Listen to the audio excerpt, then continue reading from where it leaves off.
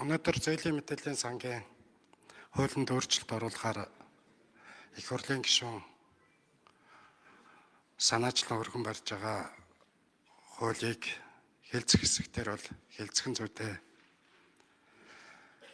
Энэ асуудлыг хэлцэхээс гадна бид нар өнөөдөр сүүлийн 30 гаруй жилийн Монголын санхүү эдийн засгийн нөхцөл байдал зөвхөн банкуудын хамааралтайгаар явж ирлээ. Банкнаас буюу хүүтэй мөнгө зээлдүүлэгч дэс бусад санхүүгийн зах зээл Монгол улсад өсөж хөгжиж тэнийхгүй байна. Санхүүгийн эрх чөлөөтэй Монгол хүн өнөөдөр Монголд хэд байгаа юм бэ гэхэд хэтэрхий бага тоо харагдаж байна. Нийт 100 орчим хүн 6.8 их найт төгрөгний хадгаламжтай байж байна. Ийм цөөхөн хүнд дунджаар нэг хүн 70 орчим тэрбум төгрөгийн хадгаламжтай 100 орчим хүн байна гэдэг ийм мэдээлэлтэй байж байна. Тэгэхээр өнөөдөр бид нар энэ санхүүгийн зах зээлийг яаж өөрчлөх юм бэ гэдэг дээр анхаарал дүгнэлт хийх ёстой. Банк ус санхүүгийн байгууллага Ломбардын ажилчин болсон 3 сая монголчуудаа энэ хүчир хүнд ажилласан салгах чиглэлд ажиллах ёстой. Мөнгө хөлтийн эсрэг улсын их хурл анхаарлаа хандуулж, ажлын хэсэг байгуулж, мөнгө хүлэгчдийн эсрэг хууль эрх зүйн орчинг өөрчлөх чиглэл рүү ажиллах хэрэгтэй.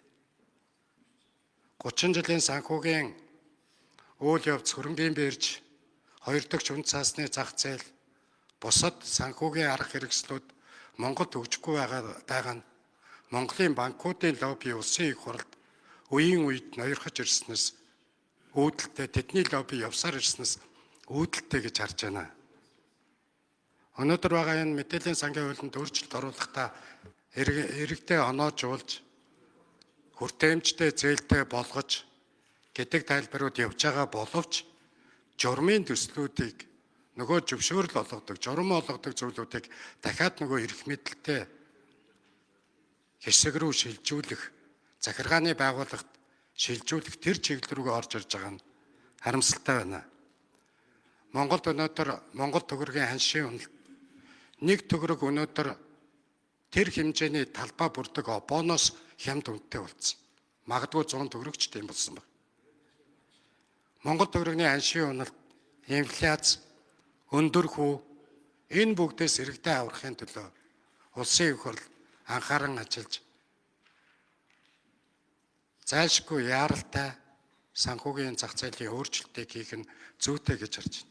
Монголд бүх төрлийн бизнес санхүүгийн байгууллагууд их болж өрсөн.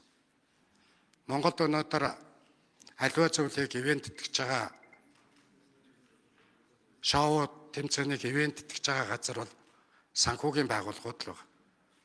Мөнгө хүлэгчдээс 3 сая монгол иргэний аврахын төлөө улсын их хурл өөрөө ажлын хэсэг байгуулж энэ чиглэлээр бас ажилласаа гэж энэ хуулийг хэлцэж байгаа ташрамд дахин сануулж их хурлын даргад хаяглаж байна. Баярлалаа.